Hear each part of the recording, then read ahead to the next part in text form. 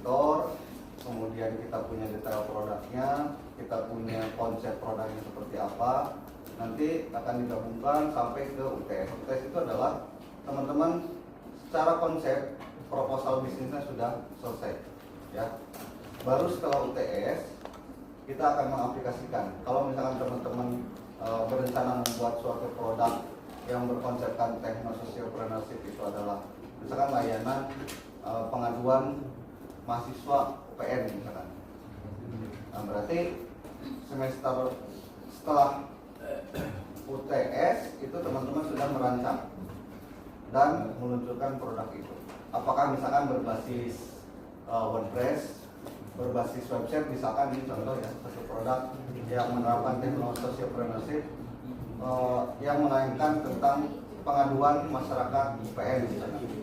Nanti bisa dijalankan, bisa diaplikasikan, dan kemudian bisa diluncurkan sampai ada user yang menggunakannya. Artinya sudah sampai kepada target market kita. Ya, itu adalah gambaran besarnya terkait dengan rancangan pembelajaran semester kita. Nah, untuk referensinya teman-teman sebetulnya lebih banyak cari literatur tentang bagaimana membangun bisnis yang digabungkan dengan tekno dan ada unsur sosiois, ya. Ini untuk RPS sebetulnya masih ada pengembangan karena ini menyangkut 3 prodi, ya. Ada komunikasi, kalau tidak salah ya, komunikasi, sains informasi, dan juga HI kalau tidak salah. Jadi teman-teman nanti kita tunggu dari tim teaching apakah akan digabungkan semuanya. Kalau misalkan dalam bentuk bentuk bazar pengenalan produk, apakah akan ada atau enggak. Kalau ada misalkan bisa digabungkan dengan prodi lain untuk membentuk suatu bazar, ya, menggelar bazar. Ya, nanti tapi konsepnya tetap kita sekarang itu bukan lagi namanya kewirausahaan. Kalau semester sebelumnya namanya kewirausahaan, tapi sekarang sudah ada modifikasi, yaitu techno-sociopreneurship. Ya, ini gambarannya. Dan berarti ini karena pilot project, jadi masuk tugas per pekan. Tugas per pekannya teman-teman punya progres dari masing-masing kelompok. Secara sistematis dari sekarang teman-teman rancang kelompoknya mungkin biar bisa produktif 5-7 orang, ya. Artinya teman-teman bisa bagi job desk untuk kelompoknya. Jadi nanti bisa bagian apakah produksinya, apakah misalkan kalau bisa sesuai skema bisnis, ada CEO-nya, ada CFO-nya, dan COO-nya, itu boleh silakan diatur teman-teman. Atau misalkan dengan skema lama, ketua kelompoknya siapa, kemudian bagian marketingnya siapa, bagian produksinya siapa, itu tolong dirancang menjadi satu kesatuan, jangan sampai ada yang kerja dan ada yang tidak kerja, ya. Itu yang kedua, kelompok itu sudah mulai memikirkan ide-ide terkait dengan techno-sociopreneurship, ya. Kalau teman-teman baca referensi dari startup yang sudah maju, teman-teman mungkin goalsnya tidak sampai kepada membuat startup yang besar, gitu ya. Tapi kita mulai menggali, atau bisa jadi dari sini, dari kelas C ini ada teman-teman yang sudah memulai usaha. Kira-kira ada yang sudah mulai, apalagi punya startup, gitu. Atau usaha kecil-kecilan, UMKM.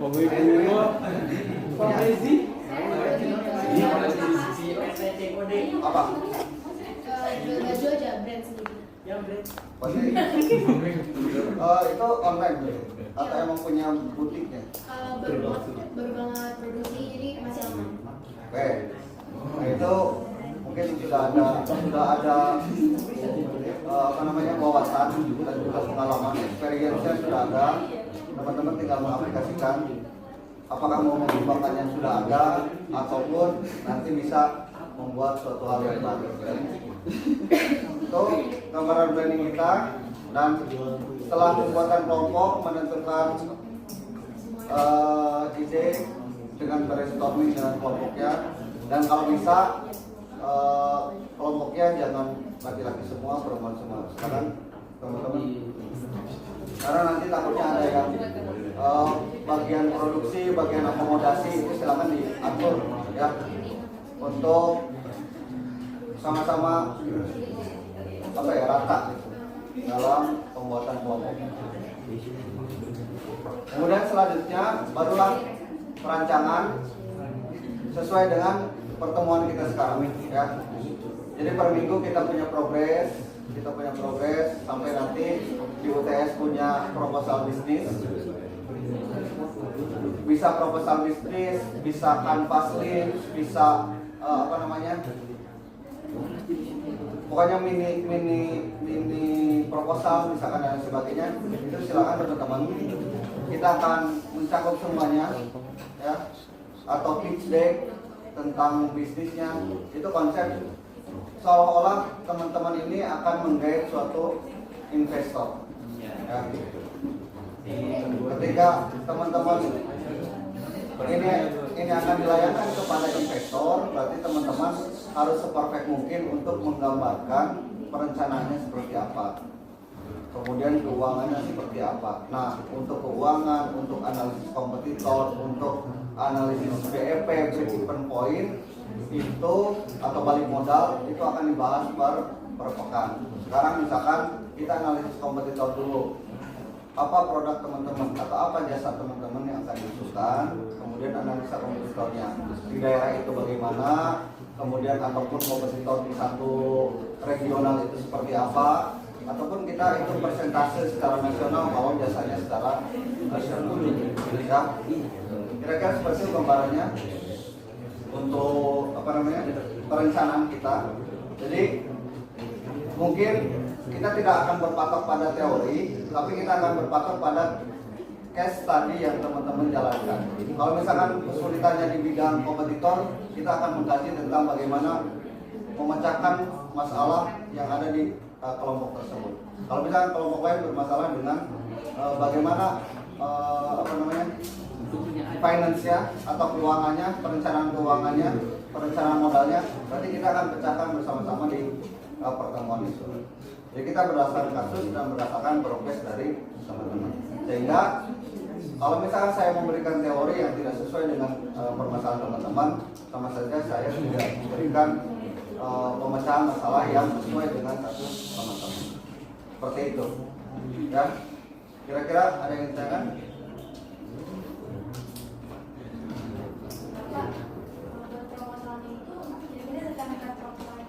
Ada. Kalau template-nya sebetulnya ada, tapi ini kan kreativitas teman-teman, ya. Kalau misalkan teman-teman punya hal menarik, karena di dalam proposal itu kan ada yang memang proposal bisnis dari A sampai Z, halamannya banyak dan sebagainya, atau ada yang namanya pitch deck misalnya, yang lebih ringkas, tapi memuat semua konten-konten yang ada di dalam proposal itu.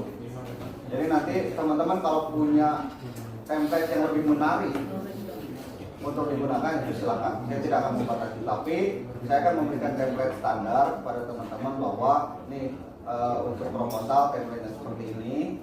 Kalau teman-teman pernah dengar program kreativitas mahasiswa, dan udah ikut belum? PKM ikut.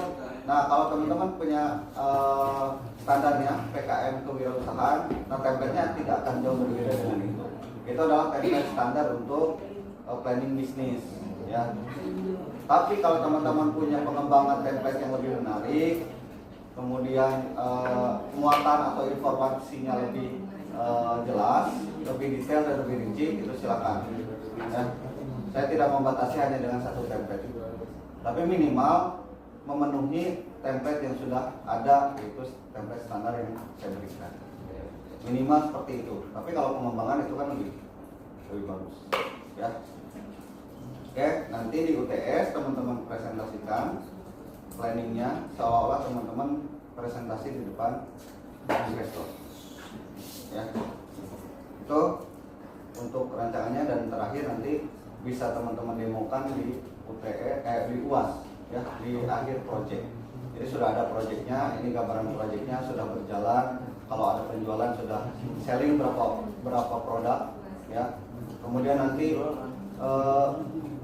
profitnya berapa, kemudian laba rugi dan lain sebagainya nanti bisa dipresentasikan di UAS setelah teman-teman menjalankan bisnis. Oke? Ataupun nanti bisa jadi UAS yang itu adalah yang tadi kita akan koordinasikan dengan prodi lain untuk melakukan bazar. Oke, sampai sini. Temuan yang baru banget, terus nanti kayak inovasi itu kayak penyempurnaan dari hasil invensi itu, hasil penemuan. Terus kayak Betul. Kalau invensi itu memang benar-benar baru. Tapi kalau kita lihat skema untuk bisnis, sebetulnya tidak ada memang untuk invensi sangat-sangat bisa dihitung secara persentase masih di bawah 1%, ya. Karena semuanya adalah hasil dari modifikasi. Artinya sudah masuk dalam tatanan inovasi. Nah, sekarang yang kita harus kembangkan adalah bagaimana kita membuat suatu inovasi. Inovasi yang digabungkan dengan kreativitas. Artinya harus ada sesuatu hal yang baru, yang beda, yang kita memang menjiplak orang lain, tapi kita modifikasi. Sekarang bisnis yang mungkin benar-benar baru yang menjadi pemecahan, platform belajar kayak tadi kita kaitkan, itu mungkin masih dikatakan sebagai inovasi, karena dari kemarin banyak sekali dari sebelum-sebelumnya sudah banyak platform belajar yang sudah dikembangkan, termasuk diantaranya adalah akademia.edu ataupun apapun platform, misalkan ruang guru misalkan, itu kan platform belajar juga. Tapi bagaimana kita memodifikasi dengan pemecahan permasalahan yang berbeda, ya.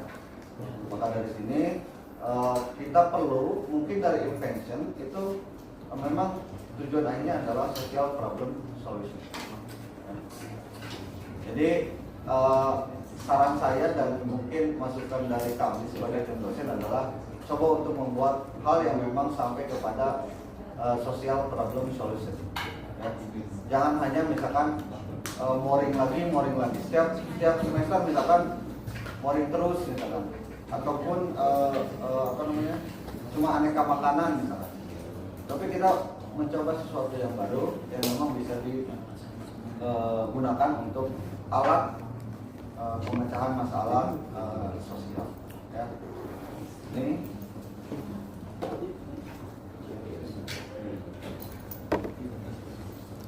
sebetulnya hampir sama di dalam social entrepreneur, pemecahan masalahnya adalah terhadap masalah sosial. Tapi satu faktor lagi yang mungkin akan kita kembangkan adalah bagaimana menerapkan teknologinya, ya.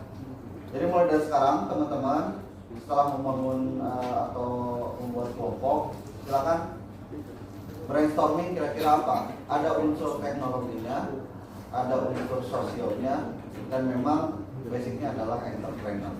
Kira-kira apa? Kalaupun memang misalkan teman-teman katakanlah jualan baju, tapi bagaimana menerapkan penampakan baju itu sebagai sesuatu yang menjadi pemecahan masalah, ya. Itu mungkin menjadi poin sangat tinggi untuk teman-teman bisa menerapkan semua aspek dari tekno-sosial, ya.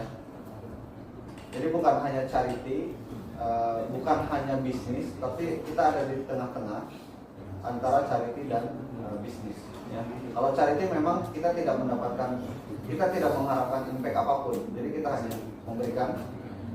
Kalau di social entrepreneurship kita ada take and give, ya. Walaupun misalkan nanti bukan profit, ya, tapi nanti misalkan ada benefit tertentu yang mungkin bisa dikembangkan. Bagaimana misalkan seperti platform kitabisa.com, itu dia hanya mengembangkan platform yang tujuannya adalah crowdfunding, tapi impactnya adalah bagaimana pengembangan itu serta menggaji karyawan, masih bisa mengembangkan platformnya, itu adalah bentuk dari bisnis.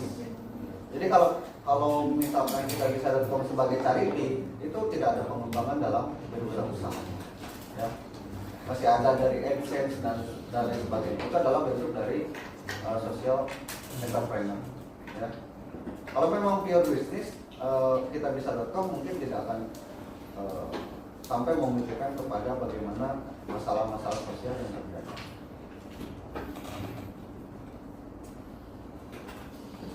Ini mungkin karakternya masih normatif sebetulnya teman-teman.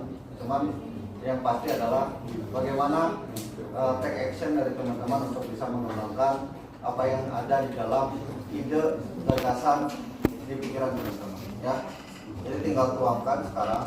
Kalaupun ada ide, silakan tuangkan dan kita kerjakan atau laksanakan. Ya, dimulai dari primer, kemudian sampai aksi, ya.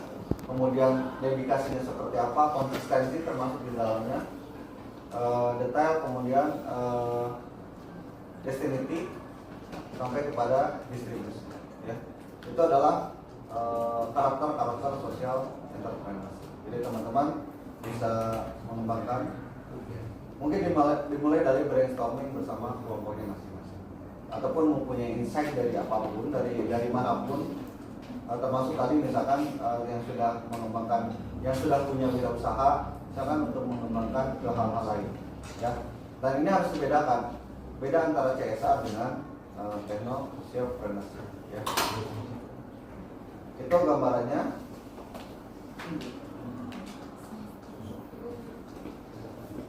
Banyak sekali mungkin yang menjadi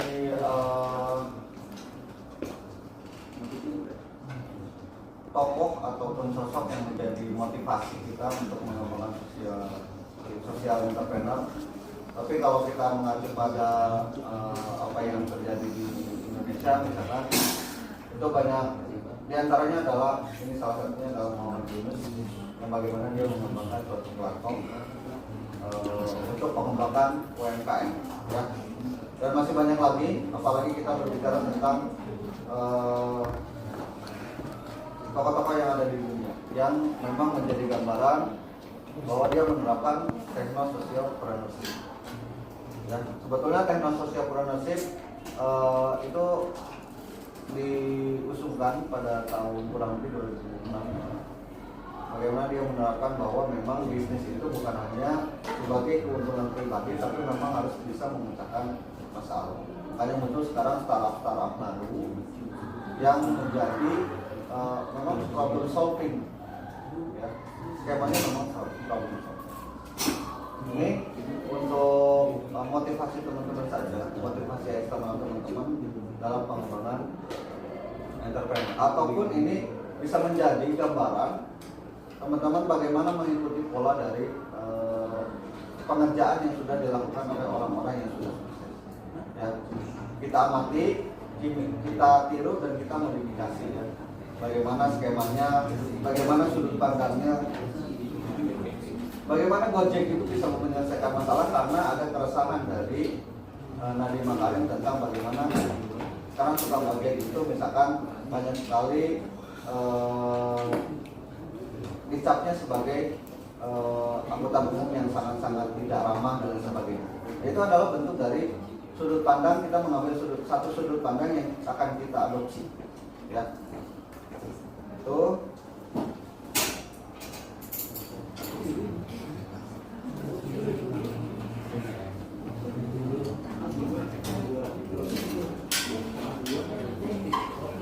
ya, ini kerangkanya. Jadi teman-teman sampai kepada tahap bagaimana kita mempunyai value position, ya, atau value proposition, di mana memang kita harus tetap mengacu kepada target market kita. Kalau target market kita misalkan anak UPN, mahasiswa UPN, berarti memang kita harus fokus ke sana, ya. Nah, ini menjadi salah satu kerangka dasar untuk menerapkan bisnis kita akan tetap continue atau pilot, ya. Bagaimana bisnis kita bisa jalan? Karena kita bisa memelihara konsumen kita bisa memelihara pangsa pasar kita bisa memelihara target market kita sehingga tidak akan ditinggalkan. Itu adalah bentuk dari kerangka ataupun model bagaimana perusahaan atau bisnismen atau perusahaan menjalankan suatu bisnis. Ini memang terdengar teoritikal, tapi ini sebetulnya teori yang bisa dikembangkan untuk bisa diaplikasikan. Seperti itu. Itu gambaran tentang technosocialpreneurship. Mungkin teman-teman bisa mencari referensi lain tentang, karena kebanyakan adalah biasanya kalau nggak sociopreneurship itu technopreneurship. Jadi jarang yang menggabungkan antara techno-sociopreneurship. Tapi di sini kita akan mencoba bagaimana menjadi techno-sociopreneurship. Jadi teman-teman bisa mempelajari dulu dari sociopreneurship itu seperti apa. Kemudian teman-teman juga bisa mempelajari dari technopreneurship-nya. Ya. Itu kira-kira gambarannya. Ada yang ditanyakan? Untuk kelompoknya kira-kira 7 orang cukup? 10 orang? 10 orang.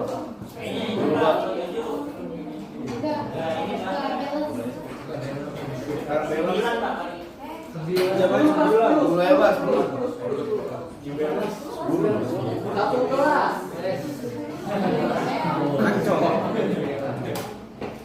Kalau 7 ada berapa kelompok berarti? Kalau 7 paling 3, 6, 5-nya 2. 5-nya 2. Nanti gitu. Kan 5 sampai 7 nanti kalau Ini berapa sih? 3. Berarti 6 aja. Ada yang itu ada yang 6.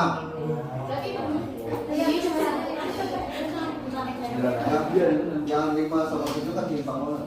Berarti orang tua yang pertama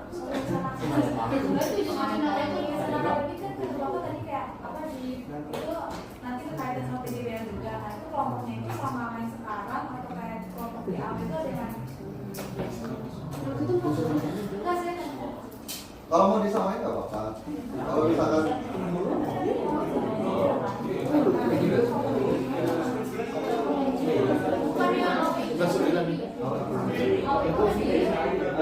ada kan personal. Kalau mau disamakan dengan kelompok mata kuliah lain silakan.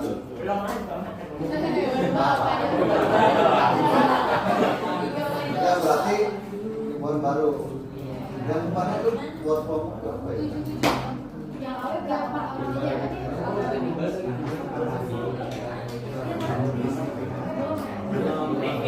Yang kelompok itu yang tadi komunikasi yang tadi. pengantar yang mau komunikasikan itu hanya 4 orang. Ini nggak sesuai. Kalau ini berarti ada kelompok yang 6, ada yang 7. Ya. Kalau yang 6 berarti berapa kelompok? 5 kelompok yang 6, 7 kelompok 2 ya. 1. Ya, itu paling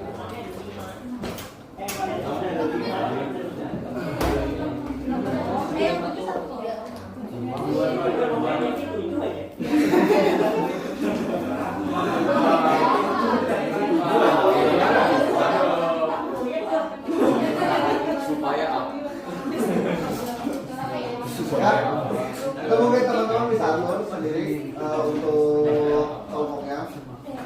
Silakan enaknya teman-teman berdasarkan apa yang namanya mungkin concernnya seperti apa, mungkin minat teman-teman silakan bisa diatur. Tinggal klasifikasi aja pembagiannya. Kalau mau rata misalkan silakan dipotong. Kalau misalkan mau sesuai keinginan silakan. Yang pasti teman-teman minggu depan sudah ada kelompoknya dan sudah mulai brainstorming kira-kira gambarannya mau membuat apa ya. Kita kaitkan dengan konsep technosocialpreneurship. Jadi minggu depan kita sudah mulai diskusi, sudah mulai mengemukakan kelompok 1 sampai kelompok 7. Kelompok 1 sampai kelompok 7 itu mengemukakan kira-kira rancangan kasar mau membuat apanya itu seperti apa, ya. Jadi nanti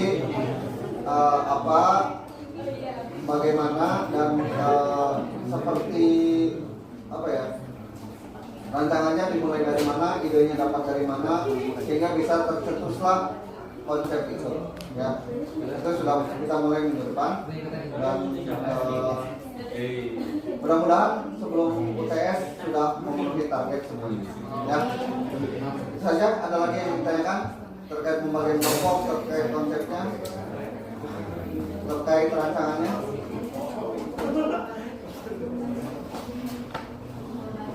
Kalau tidak ada kita pulang, ya.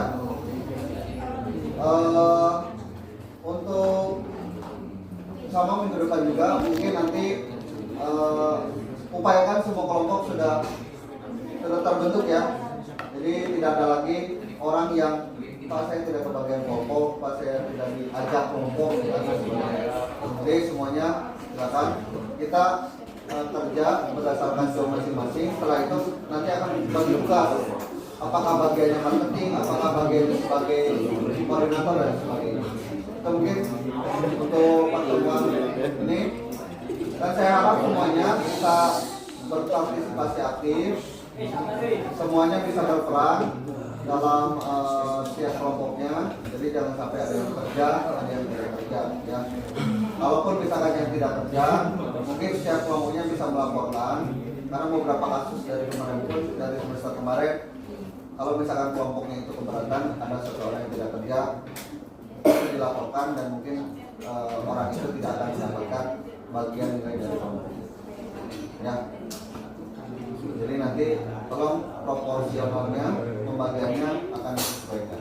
Seperti itu, ya. Ada pertanyaan lagi? Tidak ada? Ada yang masih bingung?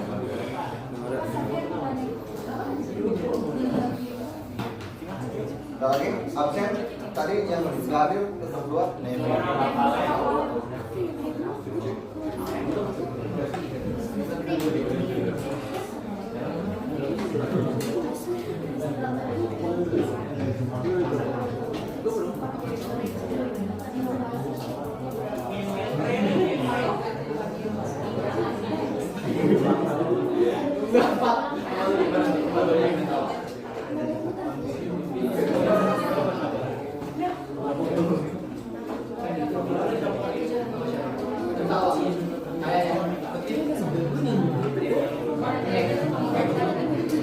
Iya, kenapa aja bro?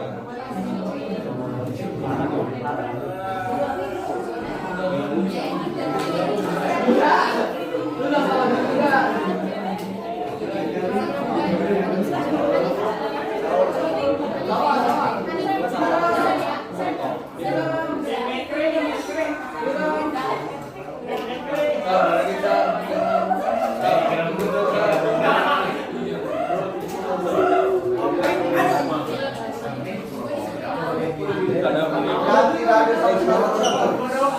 Yang tidak hadir sama sekali itu siapa? Yang keluar?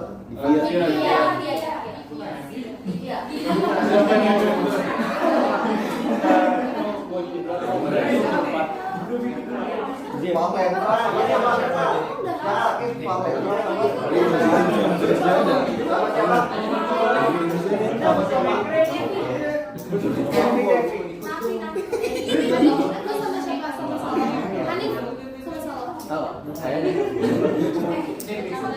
bilang orangnya. Udah jadi. Bener orangnya. Kan bukan tuh ketuanya.